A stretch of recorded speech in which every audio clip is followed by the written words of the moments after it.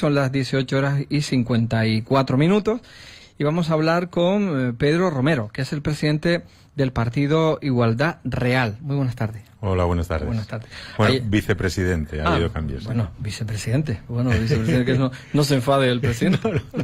Presidenta. Hola, la presidenta. Bueno, oiga, que muy bien, que las mujeres siempre en la primera fila, como hay que estar.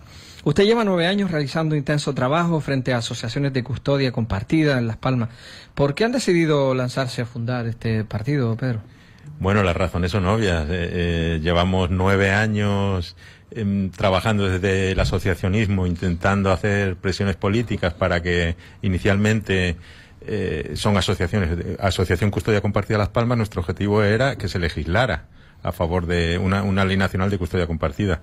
Hemos tenido múltiples conversaciones con los sucesivos gobiernos, ya empezando aquí en con Coalición Canaria, que se aprobó, gobernando Coalición Canaria, se aprobó aquí una proposición no de ley del Parlamento de Canarias, que apoyaba la custodia compartida como el mejor modelo a nivel nacional. El PP en su día prometió que iba a aprobar una ley de custodia compartida. Ha habido sucesivos intentos y promesas. La izquierda no, el PSOE, Izquierda Unida, Podemos, etcétera, para ellos la custodia compartida es como el monstruo, ¿no? Una cosa que no entendemos porque creemos que es un postulado feminista. Pero bueno, los sucesivos gobiernos que ha habido y que han querido, han intentado, los que no han querido ni hablar y los que han prometido y no han cumplido, pues nos han llevado a la decisión de intentar ocupar nuestro propio espacio político. Partido de Igualdad Real. Sí, un partido de igualdad real que surgió inicialmente desde las asociaciones de custodia compartida, pero luego ha ido ampliando su proyecto político porque no queríamos ser simplemente, queríamos tener cuerpo político. Entonces entendemos que tenemos un proyecto sólido y de futuro. Bueno, usted sabe que, ahora le voy a preguntar alguna cosa, pues usted sabe que con estas preguntas y estas respuestas que usted me va a dar seguramente, pues va a revolucionar un poquito el tema, porque siempre estas cosas no... Yo te agradezco que me des este espacio. La gente lo piensa, pero no lo dice. La última vez, yo tengo que agradecer a Antonio Sáenz Peco, mi compañero, que la última vez que me trajo por aquí a una persona que pensaba más o menos igual, pues se armó incluso entre compañeros aquí, que bueno, que me decían adiós con la boca chica. Bueno, es normal. Pedro, desde ese partido, Igualdad Real, denuncian que el modelo legal actual vulnera los derechos de los hombres. ¿Qué significa la inversión de la carga de prueba? ¿Acaso hemos perdido los hombres nuestro derecho a la presunción de inocencia? Bueno, nosotros tenemos nuestra página web y en la página web hay un manifiesto ideológico sobre lo que es el partido político y, como digo, es un proyecto con fundamento. Entonces, hay ciertos matices entre lo que tú has dicho y lo que nosotros realmente defendemos, porque no es solamente los derechos humanos de los hombres. Igualdad Real se define como un partido en defensa de los derechos humanos. Parece mentira que en 2019 tengamos que retrotraernos a 1948 y decir, señores, que tenemos aquí una barrera contra la intolerancia, contra la incoherencia, contra la dictadura, contra los totalitarismos, y se llama derechos humanos fundamentales. Y esa barrera es sólida, se creó en 1948 después de 2 terribles guerras mundiales y ante el horror del mundo que dijo, esto hay que pararlo, y ahí está. Y ahora resulta que a nadie le importa que se abra una mínima brecha en esos derechos humanos, como en este caso en España, con la presunción de inocencia. Afecta a los varones, efectivamente, porque es la Ley Integral de Violencia de Género la que vulnera la presunción de inocencia de los varones. Directamente afecta a los varones, pero a largo plazo nos va a afectar a todos, porque es la brecha por la cual se va a correr la dictadura. Una vez que tú vulneras derechos humanos, es café para todos. Entonces, ¿qué entendemos? Que hay que recuperar los derechos humanos fundamentales, que no negamos que exista la violencia hacia la mujer. No nos gusta hablar del término violencia de género porque entendemos que debe abordarse en el seno de la familia. Porque del mismo modo, en definir violencia de género es acotar un ámbito muy pequeño que no va a dar lugar a una solución del problema. Porque, por ejemplo, cuando una mujer maltrata a un niño, ¿quién la defiende? ¿Quién defiende a ese niño, quiero decir? ¿Y ese niño qué va a ser de él en el futuro? Eso se transfiere generación tras generación. Ese niño acabará siendo un violento un maltratador o un sumiso, o niña maltratadora o sumisa, porque ha tenido una educación emocional disruptiva. Y no hay una ley que contemple mecanismos rápidos hacia solucionar esto. Al final, entendemos que el abordaje debe ser ley de violencia intrafamiliar. Defendemos la presunción de inocencia y para eso tiene que haber una ley que no discrimine, que sea ley integral de violencia intrafamiliar. El Reino Unido lo aprobó, tenía una ley integral de violencia de género y la aprobó hace... ¿Qué diferencia hay con la que propone este partido Vox? No, en ese punto coincidimos, porque Vox está proponiendo precisamente eso, proteger a hombres, mujeres, ancianos... Me sonaba. Hombres, mujeres, ancianos y niños. Diferimos en muchas de nuestras propuestas, entendemos que somos un partido transversal, que no se podría definir ni de derecha ni de izquierda, más bien de derechos. En este tema en concreto. En este tema en concreto coincidimos en que es necesaria una ley integral de violencia intrafamiliar que proteja a todos por igual. Voy a recordar, por ejemplo, y es que parece ser que solo existe la violencia de género. Aquí voy a recordar, por ejemplo, así a bote pronto, un caso que creo que fue en vecindario o en Telde, de una señora que estaba toda deshidratada y desnutrida, amarrada a una cama, que estaba casi con gusanos, estaba hecha casi una momia cuando ella falleció. Y eran un hijo y una hija los que estaban manteniendo a esa señora solo para cobrar la pensión, amarrada a una cama. Entonces, son situaciones que no tienen nada que ver con el género. O sea, tienen que ver con la forma de los valores que tú has asumido en el seno de tu familia. Probablemente en el seno de esa familia sería todo un desastre emocionalmente, y eso es lo que hay que corregir. O sea, intervenir en el seno de la familia para proteger a los desprotegidos. Y los desprotegidos también son los ancianos y los niños. E incluso los hombres también son desprotegidos, porque la violencia no solamente es física, sino es una situación de dominio psicológico. Y un hombre, por muy fuerte que sea, puede decidir no defenderse porque precisamente está sometido psicológicamente. Y usted sabe que este tema es un tema polémico, un tema que cuando por lo menos cuando Vox lo presentó, pues vamos, era algo fuera de lo normal, ¿no? Pero estamos hablando aquí de un partido que preside una mujer. Sí, Antonia Alba, ¿sí? Que es abogada en Conil. Que me imagino que ella, pues... Hombre, yo voy a hacerme eco aquí de las propias palabras de Antonia Alba, cuando ella explica por qué empezó a ver las cosas así de esta manera, y es precisamente por su profesión de abogada de oficio en casos de violencia de género.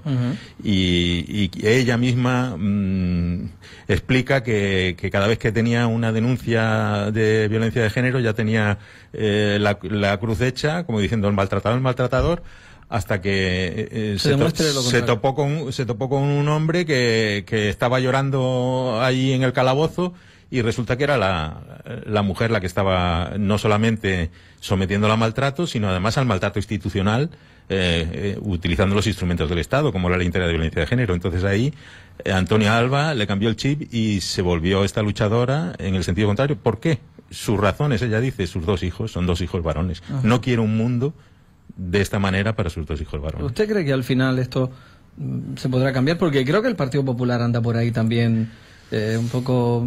Hay una extraña circunstancia, y es que todos los partidos que tocan poder al final acaban reconvertidos a mí me gusta decir ideología de género, a esta ideología, es que es una ideología. Y todos acaban sacando pecho contra este maltrato hacia la mujer, como si no existiera otro maltrato, ¿no? Los países que no tienen esta visión sesgada de la violencia y han hecho estudios, ahí se puede demostrar, y ellos demuestran que la violencia en el seno familiar es un 60%, 40%. El 60% es víctima la mujer, el 40% es víctima el hombre, hablando de mujer y hombre, sin contar la violencia que padecen los niños. ¿A qué elecciones se presentan ustedes? Bueno, nosotros somos un partido todavía pequeño. Como digo, somos un proyecto político que yo creo que está bien fundamentado.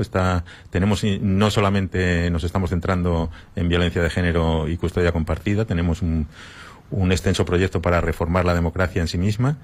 Y entonces, ahora mismo vamos a ir a las elecciones europeas y a unos cuantos municipios donde tengamos capacidad de presentarnos. ¿Y cómo se puede renovar la democracia? Bueno, estábamos hablando antes de entrar aquí y tuvimos una charla muy extensa. Podría hablar mucho, pero... Usted sabe que el tiempo en la radio es el que es, y, bueno, pero que resumido. Nosotros entendemos que la democracia, que todo el mundo dice que es el mejor sistema de gobierno, efectivamente será el mejor sistema de gobierno, pero no es el sistema perfecto y es mejorable. Entonces, nadie parece querer mejorarlo. Hay muchísimas cuestiones de base que se pueden reformar. De momento es el sistema de la trampa. Sí, de momento decía Sócrates que él no creía en las mayorías, porque la mayoría es manipulable. Y por eso Sócrates se pasó su vida yendo a la plaza, al ágora griega allí, a contrastar y confrontar a toda la gente, y acabó cansándolos y acabaron dándole cicuta. Pero para Sócrates lo importante era la ciudadanía informada, no la mayoría. Entonces, más que el voto y la decisión de toda la mayoría, era la información de esa mayoría, y eso es a lo que se dedicaba Sócrates. Entonces, nosotros hemos encontrado quizá ahí en una inspiración para la reforma, porque creemos que ahora mismo lo que sucede es efectivamente que hay una especie de politocracia. Los políticos hacen la política para ellos y están cercanos al dinero, que es el verdadero poder. Y entonces así luego se transforman. Hablábamos de esto, de que, por ejemplo, Ciudadanos llevaban para esta legislatura que está terminando, tenía en su programa electoral una ley de violencia intrafamiliar, que es lo que nosotros proponemos, lo que propone Vox y lo que se ha hecho en el Reino Unido hace 2 años. Lo llevaba en su programa electoral y ahora son los primeros que sacan pecho diciendo lo contrario. Y eso es tocar dinero, ¿no? Entonces, nosotros lo que proponemos es que para romper esa politocracia, lo que hay que hacer es dar espacios ciudadanos a la gente que está informada de sus problemas. No quiere decir que tengan la última palabra, pero sí que tengan ámbito de presión en el Congreso de los Diputados y en las instituciones. Para eso, por ejemplo, rebajar las barreras electorales, de manera que haya colectivos ciudadanos organizados, la plataforma de las pensiones, los de la sanidad afectados por las hipotecas, cualquier tipo de colectivo que crea que tiene una reivindicación que debe ser llevada adelante y que además esté informado de sus soluciones, que muchas veces no se escuchan. ¿Qué hacen los políticos en realidad cuando quieren llamar la atención? Acudir a esas plataformas ciudadanas y a ver qué propuestas tienen, para ver si las trasladan al Congreso para luego legislar. Entonces, nosotros decimos acceso directo. No quiere decir quiero decir que no es negativo, que la gente pueda acceder y plantar sus soluciones en el Congreso de los Diputados. Bajada de barreras electorales, un cambio en la proporcionalidad del recuento de los votos, que la ley de Hont favorece a las mayorías. Nosotros estamos hablando de un Parlamento, parece que decir que hay más colectivos en el Parlamento es ingobernabilidad. No, en Suiza hay, no recuerdo la cifra, pero es una cifra como de 20 o 30 partidos políticos que están ahí gobernando y llegando a consenso. Entonces, ¿qué más? División de poderes, una verdadera división de poderes que no existe en el Estado español, por mucho que la Constitución lo anuncie. Pero es que al final el Consejo General del Poder Judicial lo elige el Congreso y el Senado. Y en definitiva, los jueces están dependiendo de esas instituciones. Y eso, conlleva una distorsión en esa división de poderes. Los jueces deben ser elegidos por los propios jueces conforme a méritos y carrera. ¿Qué más cosas se pueden reformar? Una verdadera ley que no está, ni siquiera se aprobó el anteproyecto de ley contra la corrupción, se quedó parado allí. Una ley anticorrupción, una verdadera ley anticorrupción en la que, por ejemplo, si no aparece el dinero que se ha defraudado, no se puede acceder a beneficios penitenciarios, porque uno aquí agarra todos los millonetis y después con 1/3 de la condena me voy a disfrutar de lo mío, ¿no? O sea, responsabilidad patrimonial, que no hay, ahí te quedas sin beneficios penitenciarios. Una ley de protección de testigos de corrupción. ¿Cuántos testigos de corrupción han acabado, o sea, denunciantes de corrupción, y han acabado en la ruina? Perseguidos precisamente por los poderes, no voy a decir en particular, quizá determinados partidos o determinados gobiernos o determinados ámbitos de poder, no lo sé. Pero han acabado, al final, perdiendo hasta la casa, en la indigencia prácticamente, por denunciar corrupción. Hace falta una ley de protección de denunciantes de corrupción, como tienen otros países. Entre otras cosas. Entre otras cosas. ¿Van ustedes por la derecha, por la izquierda, por el centro?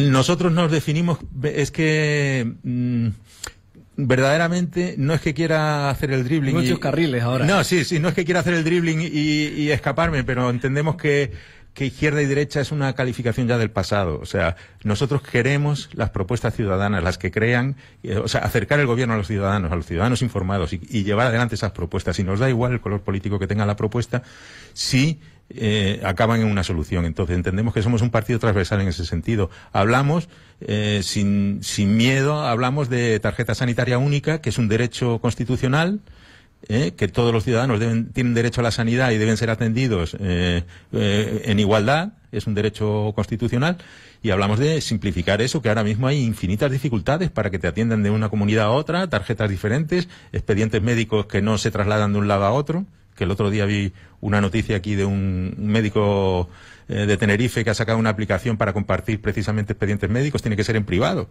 para que ellos puedan, no lo hacen las instituciones, pero ellos si quieren hacer progresar a un paciente o investigar o transferir información, lo tienen que hacer a través de una app con una firma de confidencialidad, pero no es la administración la que lo está haciendo, que estamos fragmentados. Entonces no tenemos ningún problema en hablar de tarjeta sanitaria única, y por eso se podría decir que somos de derechas.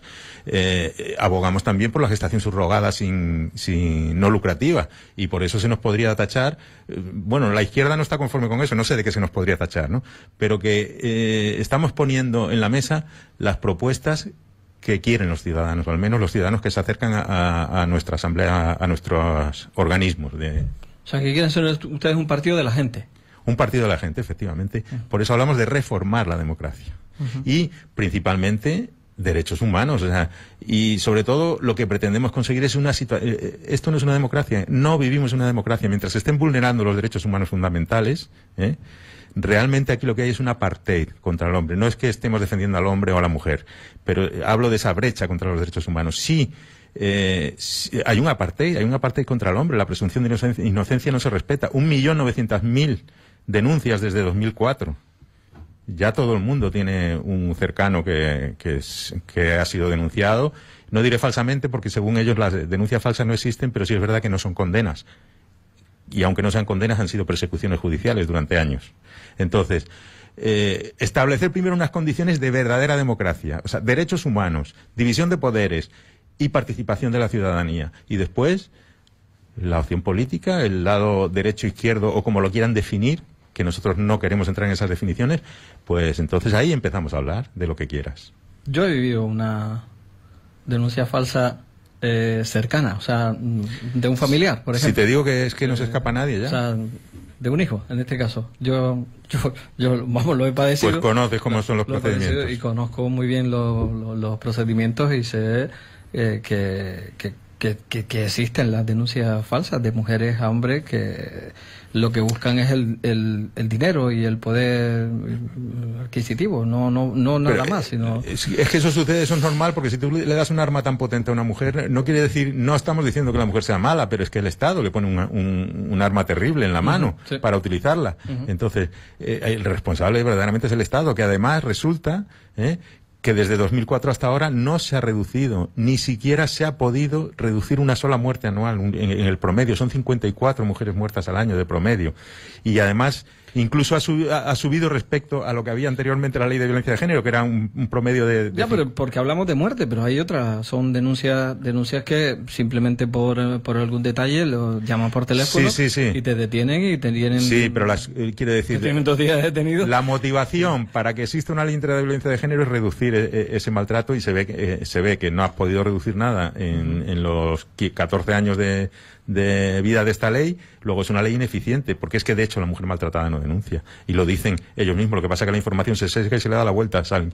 El 80% de las mujeres que esta mañana he visto una noticia, yo creo que ha sido este fin de semana, han muerto 3 mujeres y no ha denunciado ninguna de las que... Y parece que eso va en positivo a favor de la ley, cuando la interpretación es la contraria. ¿Para qué quieren una ley que fomenta la denuncia si la maltratada no denuncia? No denuncia. Bueno, pues espero que tengan ustedes suerte. ¿En qué municipios más o menos van a estar? Bueno, aquí en Las Palmas nos vamos a presentar, nos presentaremos también en Cádiz y quizá en algunos municipios de Barcelona. Y luego las elecciones europeas. Y en las elecciones europeas. Pues bueno, hablaremos durante la campaña. Bueno, pues agradece, muchas gracias.